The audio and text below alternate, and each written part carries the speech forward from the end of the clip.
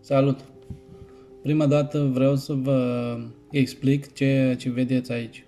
Deci începem cu partea dreaptă.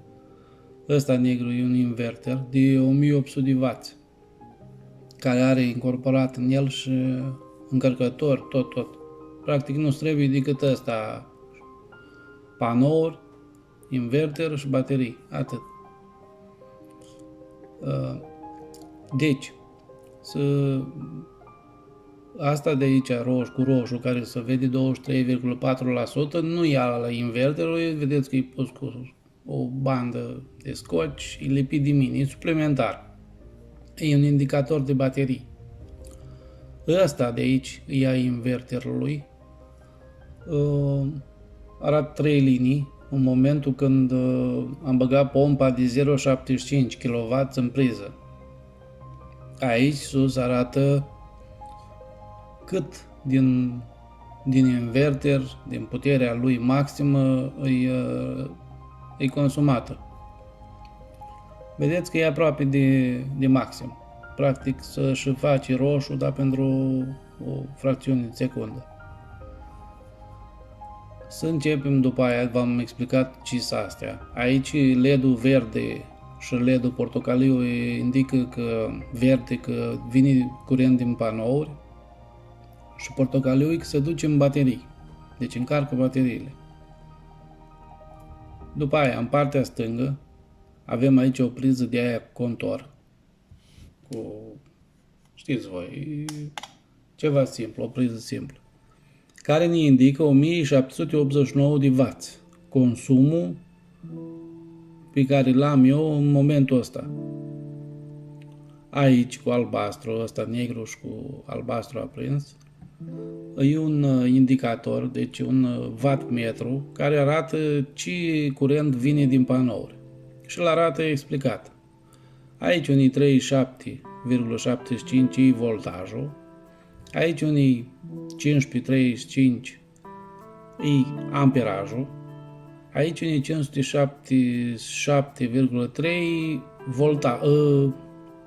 sunt vații, câți vați produc ele în momentul de față. Și aici curentul total, nu ne interesează. Noi o să ne concentrăm pe vați. Pe asta unde scrie 517 și pe asta unde scrie 1789. Astea două sunt consumurile. Ăsta ce intră și ăsta ce consum eu. Diferența dintre 577 și 1777, deci diferența de cât vine? 1789 sau cât e acolo, minus 517 sau 577, dar nu prea contează, 517 să zicem. Diferența de 1272 de W este luată din baterii.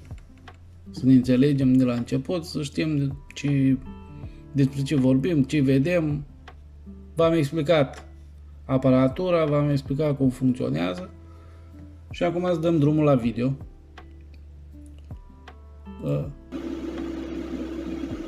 Acum am băgat pompa în priză. Pompa la început, după cum ați văzut, consumă pentru o secundă 1700 de W, după aia 1500, 1400, 1300 și se stabilizează la 1200 de W. Deci, practic, o pompă de 0,75 de W consumă 1200 de W, 0,75 kW, scrie pe ea, consumă 1200 de W.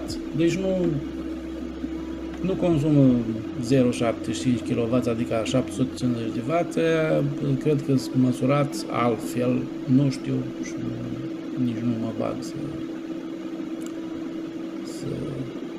mă documentez, nu mă interesează deocamdată.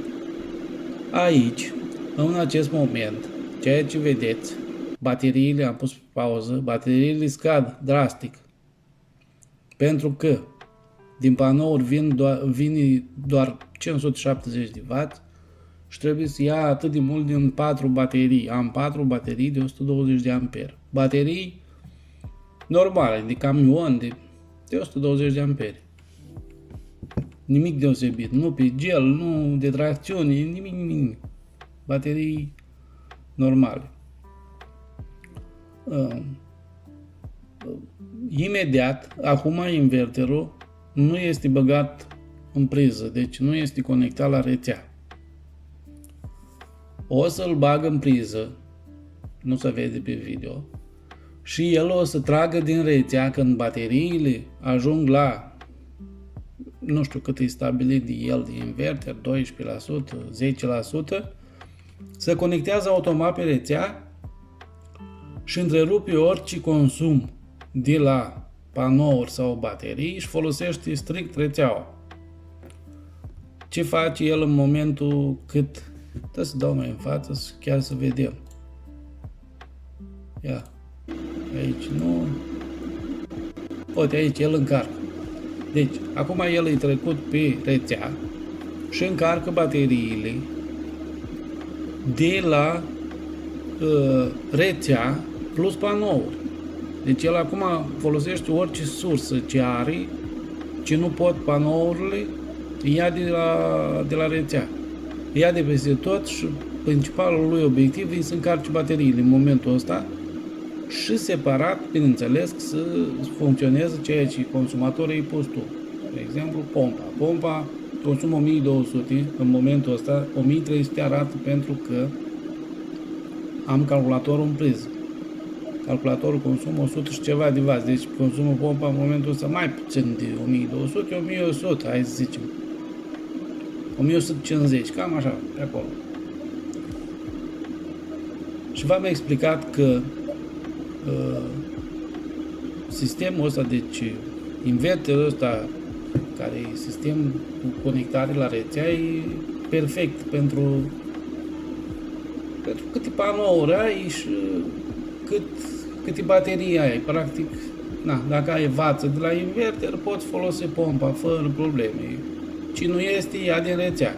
Asta încerc să vă spun. Dar, ce facem dacă nu avem rețea? Păi, vă zic eu ce facem. Dacă nu avem rețea, nu avem destul energie ca să folosim o pompă de 0,75. În momentul cum arată acum. Dar acum de ce arată așa? După cum se vede acolo, produc foarte puțin curent. Și eu am 3 panouri de 450 de W fiecare, 1350. Eu ar trebui să produc 1350. Deci cam cât merge pompa, ar trebui să produc de la panouri. Ar trebui să funcționeze. Dar eu v-am arătat că nu funcționează așa cum scrie. În teorie nu funcționează. În teorie funcționează, dar în practică nu funcționează. Decât dacă ai soarele fix care bate în panouri și fără niciun nor, fără nimic.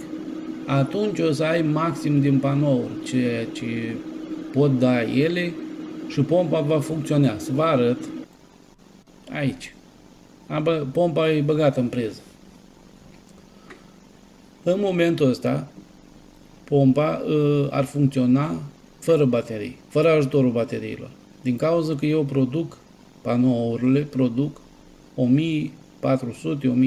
de W și consumul l-am de 1300. Deci ceea ce produc, consum, cum ar veni. Dar ce am vrut eu să vă arăt aici este că dacă nu aveți fonduri destule, cum majoritatea suntem, și vreți să vă cumpărați un sistem fotovoltaic, dar să vă cumpărați, deci să băgați minim cât se poate, deci să fie limita funcționării. Eu de asta am făcut acest video, să vă arăt. Aici avem o dovadă că funcționează la limite. Deci, eu am pus pe pauză, am 1350 de W panourile care produc pe hârtie și chiar funcționează în realitate. Dar funcționează doar, atenție, doar când este soare, fără nori, soare puternic, în dreptul panourilor, bate direct în ele. Dacă e mai înclinația un pic așa, dacă e un nor așa, deci nu mai funcționează nimic. De aia este bine să vă folosiți și de baterii.